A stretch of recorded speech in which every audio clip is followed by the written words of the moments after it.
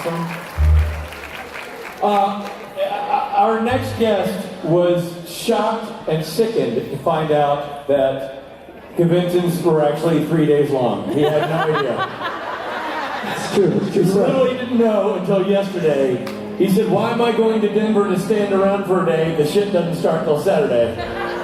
Turns out for a decade, we've been starting this event, and finally, he gets it. Welcome, first time ever Friday person, Misha Collins!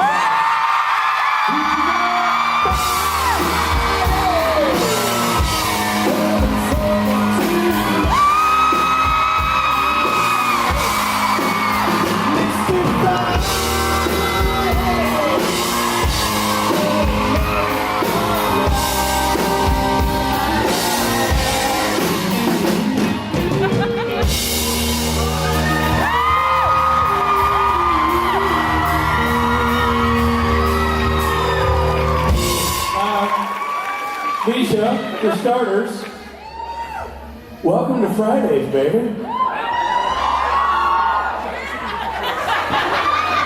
Yeah, you don't get a microphone. You don't get a live mic on Fridays. It's part of the thing. There we go. That's good. Welcome to Fridays. Fridays are fucking great. This is like the best kept secret. Yeah. You've been a huge skater. Now I see, I normally am here on Saturdays. Right. And I see you guys all just like hungover. Yeah. Shadows of your former selves. Yeah, sad people. This pall of regret hanging over each and every one of you. So many bad choices. Especially you two. Yeah. I thought you were only talking about us. How did karaoke go? Great. I dressed up as a Dr. Seuss character and let Richard pretend to butt fuck me. By the way, that's a spot-on Matt Cohen invitation. Do me a favor, let's keep Fridays safe. Don't tell Jared and Jensen they're fun, please. In honor of your upcoming birthday celebration, I know you're having the band pitched in and didn't do anything specifically for you. However, you do get a free shirt. It has Mike Borja as John Denver in it. So if you're not high, you'll feel like you are when you stare at this very confusing image of Mike Borja as John Denver. Happy birthday, Mish. Thank you so much. Thank you. And hold on, before we leave, I was told I have to bring this out. I don't know what this is, but I was told to bring it out. Well, this portion of the performance is making me nervous. No, it has nothing to do with me. I don't know what this is. So they said this is going to come out when Misha comes out here. So there it is. I didn't put the thing in the box. I didn't put the dude in the box. There's no thing in the box. I couldn't fit in there. Oh my gosh. Whoa. Norton, a little try it on music. But how am I supposed to? Dude, I don't know. It's not my thing. I'm not the one who picked your birthday.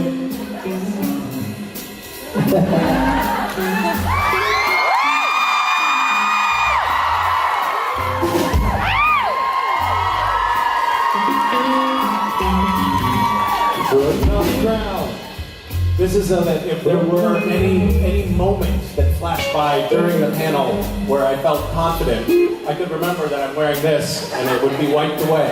Putting me on the crown. He's shaping on the flowers. Ladies and gentlemen, your highness, Misha Collins. Collins, the queen of Collins. They smell nice. Thank you very much. I'm just going to put them right here now. All right, well, I've wasted so much time of these fine people who really are here for two reasons and two reasons only. I don't know if you know this, but this whole con, it came to fruition this morning. We figured it out. There are three key components to this convention. Three very key components. They're excited because they know the components. They all are important in equal measure.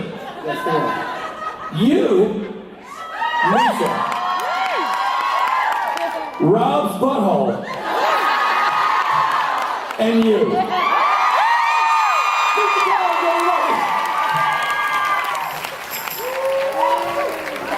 I'll let you people explain it to him.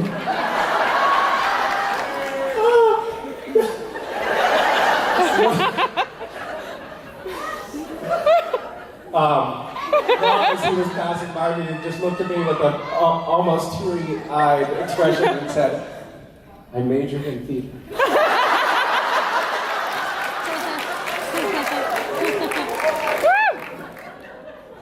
Thank you guys for this very much.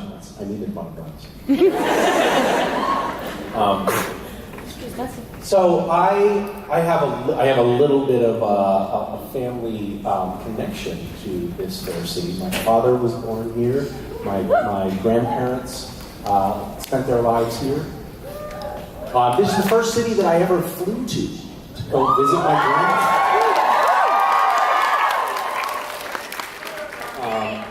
What? Back then. It was there. Please don't talk to me.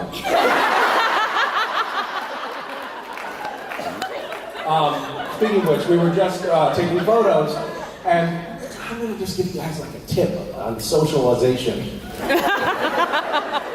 When you greet someone, try not to say, "You look so tired."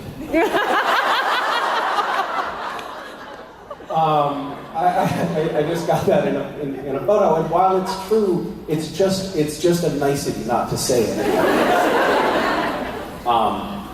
I had a little. Our kids come into our bed every night as early as they possibly can, usually right around when we're going to bed. And so we go through this whole charade of putting them to bed, reading them stories in their bed, which is a great bed, very nice mattress. And then as soon as we're drifting off, one of them comes in crying, and then about a half an hour later, just to interrupt, our REM cycle a little bit more, the other one comes in. And they're both at a phase of maturity where they're not wearing night diapers anymore. And they steadfastly refuse to wear them, even though they urinate on us every night. In fact, I got in a fight with Mason, who wants to be like her big brother, last week, and I was like, "Mason, just you peed in my bed every night for the last week. I can't do it anymore. People are telling me I look tired." And so finally she capitulated and put it on, and then later that night she came into bed and peed on me again. I found her diaper just shredded up in her room, like it was an act of protest. Like it was a fur coat and she was a PETA protester. So I think it was Thursday night? No, or Wednesday night? Recently. Miles, the 7-year-old next door, said he wanted to come over for a slumber party. It was his first slumber. He was very nervous, kind of excited. The kids were excited. They all decided to sleep in bed together, and I thought this could be a game changer because they're going to want to stay with Miles. And so they all went to sleep, and Miles, as I was reading them stories, Miles told me, I'm a little bit scared. I said, "It's okay, Miles. You have your friends here, you're in this cozy bed, it's going to be great." He said, okay. I'm also a little excited, he said. Anyway, around midnight, Miles comes in. And he said, "Hey guys, I'm a little bit scared." And I said, "Oh, Miles, I don't know what to do. I can call your dad, or you can cuddle up with us." And he's like, "Oh, okay, great." And he jumped in the bed. And then Mason and West sensed the emptiness in their bed, and so they came and joined. And then they both peed in the bed. And so I feel compelled when someone says, "You look a little tired," to tell you what's going on in my life. I'm sorry for that tired.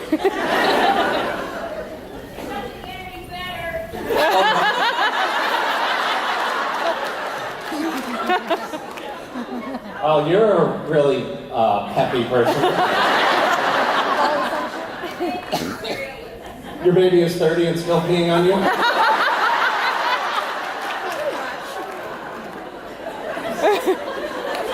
It's time for questions.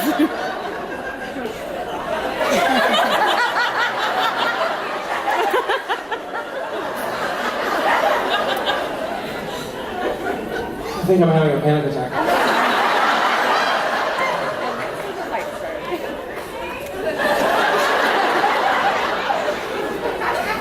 All right, so I want to say one more thing before we go to questions, which is that you guys have, in Colorado, you have Amendment Y on the ballot in 2018 in the midterm elections. It's very important and very, very, very boring to talk about. It's about setting up an independent, bipartisan commission to draw congressional districts. So that gerrymandering isn't co-opted by one party or the other. And there's no way to make this issue sound cool or exciting, but it's super important, and you guys could sort of be a leader for other states and set an example by voting yes on this amendment. Why? It's my little plug. It's bipartisan. Anybody can do it, and feel good about yourself.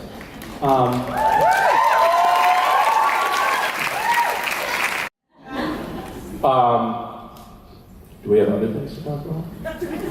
Sure. You know, I love Trump. I don't know what your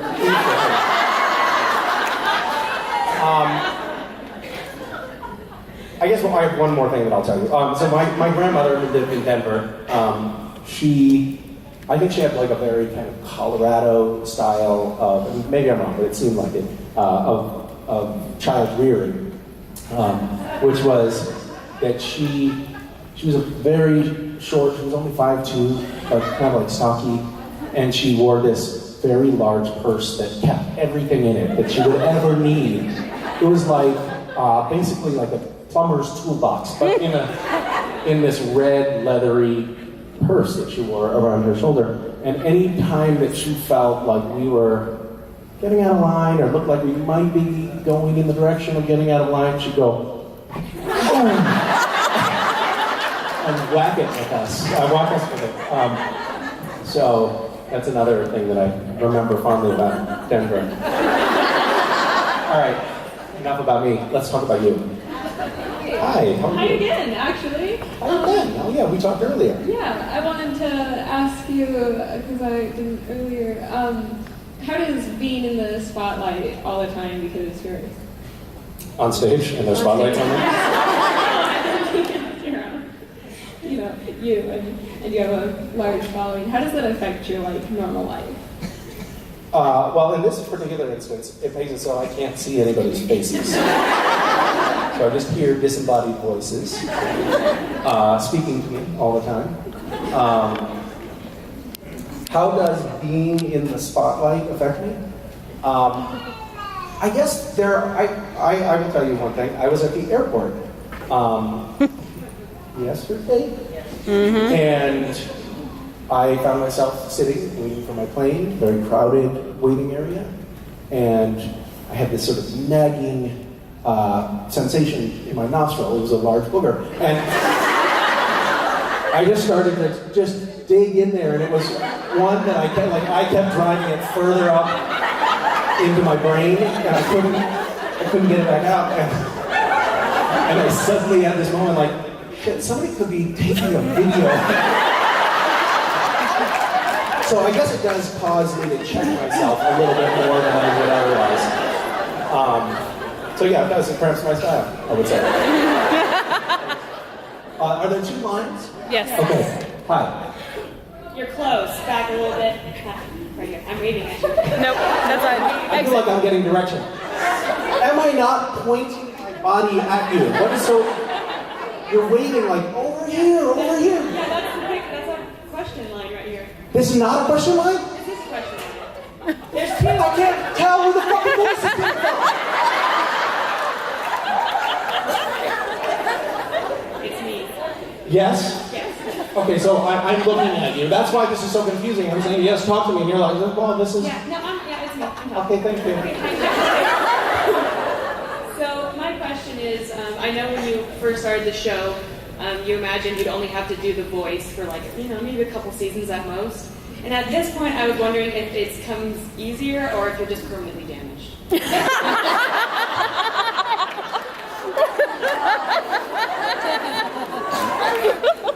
it does come easier now, my voice. So when I joined Supernatural, the first script said I was a disembodied ethereal being. I was an angel, but I didn't have a human vessel, and so I was trying to communicate with Dean, but I didn't know how to do it, and when I did, it would just like explode windows and blow up television sets.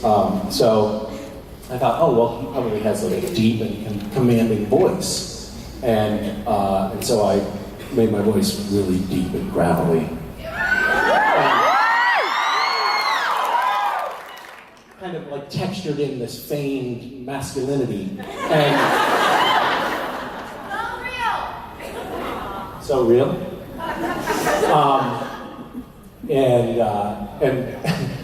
And then it turned out, oh shit, this character isn't just a 3-episode arc.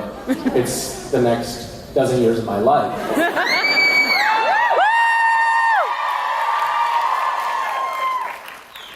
That's one way to look at it, or you could have amounted to something. So at one point, it was season 5. I went to the doctors. I don't know if I told this story.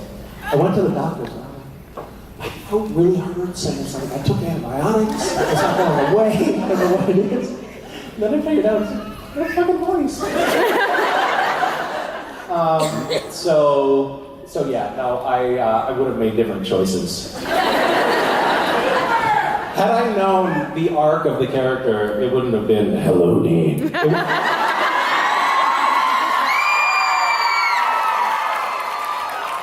would have been, hey, Dean.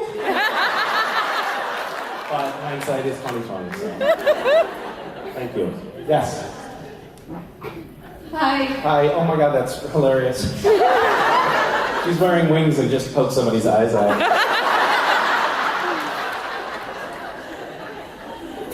Sorry, I'm really nervous right now. That's okay, it's okay to be nervous. That's normal. First of all, happy birthday.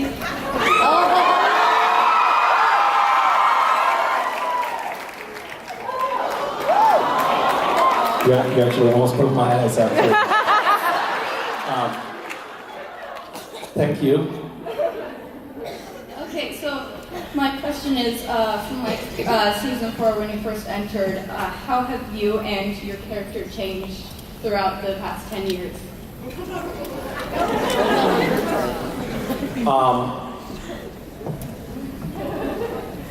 I would say that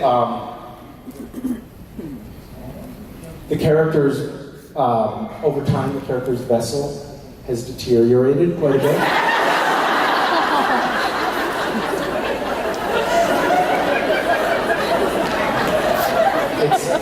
It's a lot more tired.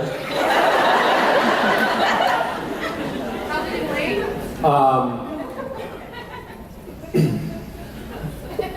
So when I first, this is unusual. We don't usually get so many questions about the show. This is exciting.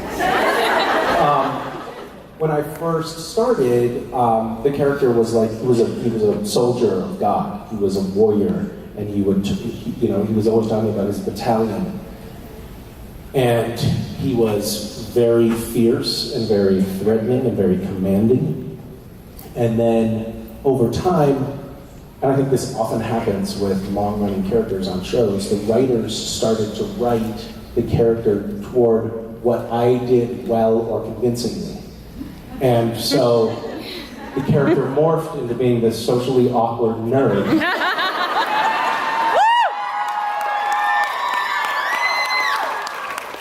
with poor people skills. Which really is not how we started at all.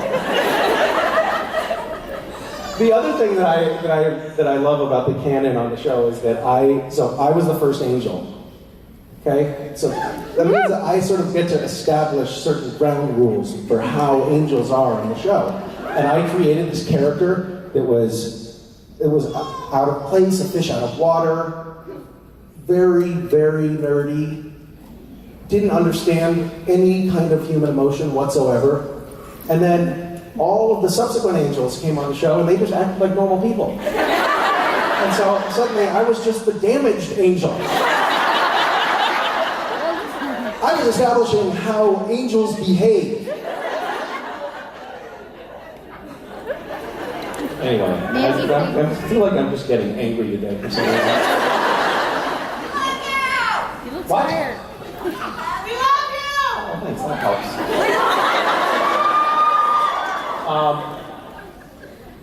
It's your turn. Thank you. Be careful, by the way, on the way out.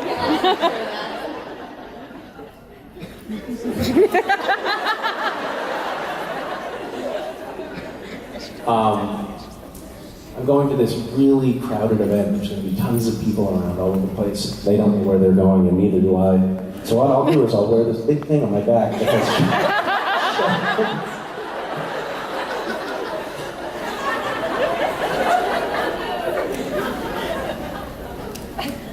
Hello. Hi.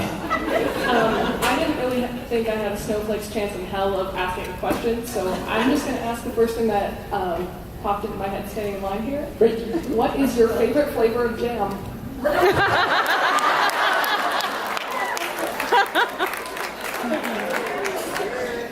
Really good question. I like to make preserves and jams.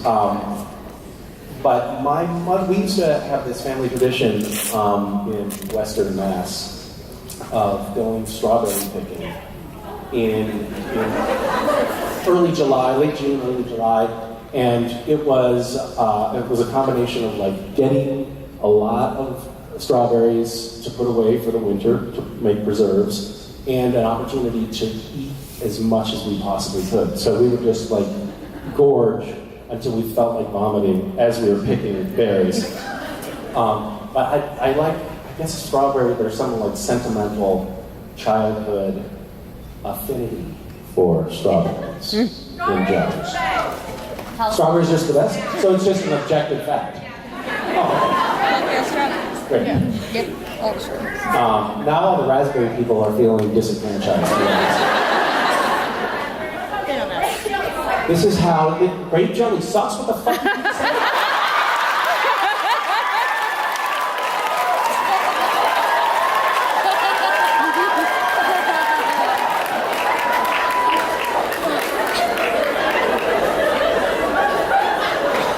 Okay.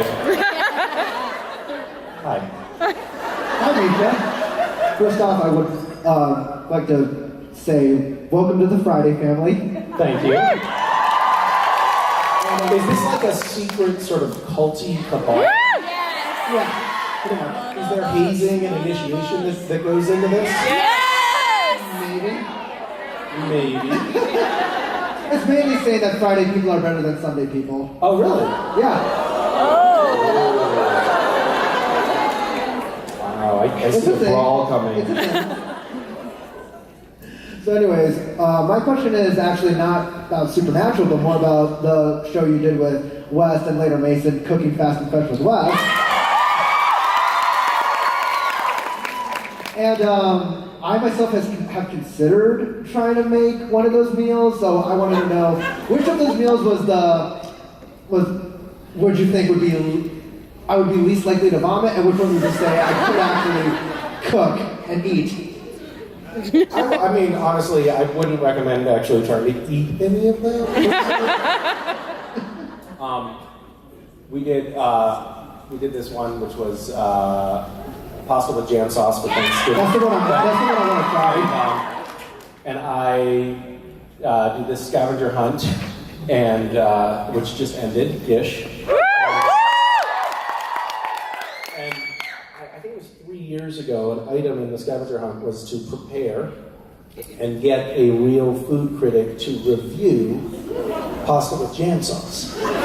And sometimes when I'm feeling sad and like I've never done anything important with my life, I thumb through these, and it really buoys me up.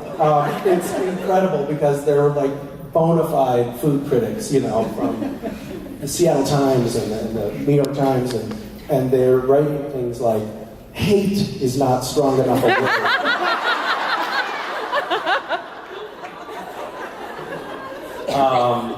But yeah. I don't know what else to say. I'm gonna try it anyways. All right, thanks, bye. Thanks, Misha. Hi, my name is Jessie. I didn't expect to get called up either. So Hi, Jesse. So there's a lot of people who are up here and have nothing to say, it sounds like. I have a lot of things that I want to say, but only a short amount of time to say any of it. So I have to Okay. say something. All right, well, let's then use up that time with a lengthy preamble. Okay. So my question has to do with the fact that I know you had issues with anxiety, even public about it. So I have issues with anxiety. It's not necessarily social anxiety as it is sometimes, I have 2 boys. So sometimes the baby's crying and then my 4-year-old wants something. So my question to you is, how do you deal with that to make yourself kind of center and calm down whenever you find yourself in that kind of situation, if you find yourself in that situation? I mean, I guess, anxiety is not like my biggest problem.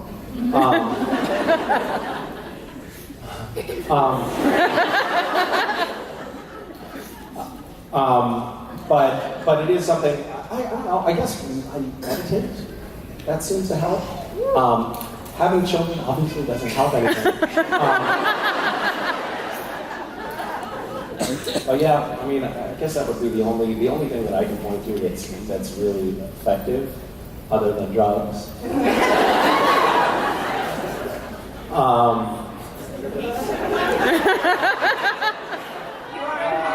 This will be my last panel. It's Colorado, right? You guys are all stoned. What am I talking about?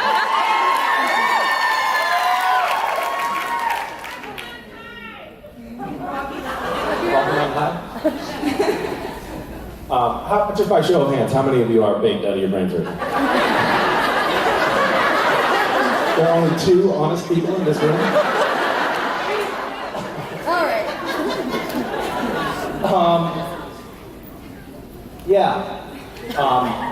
I do these weird things, these like 10-day silent meditation retreats sometimes, which I suppose, now I'm saying it, just the thought of that probably induces anxiety.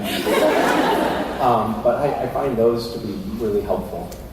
But I'm really not an expert in this arena.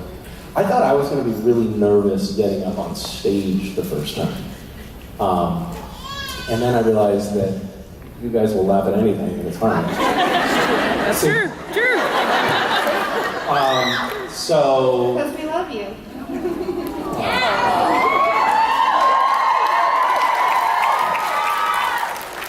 So I'll just get naked.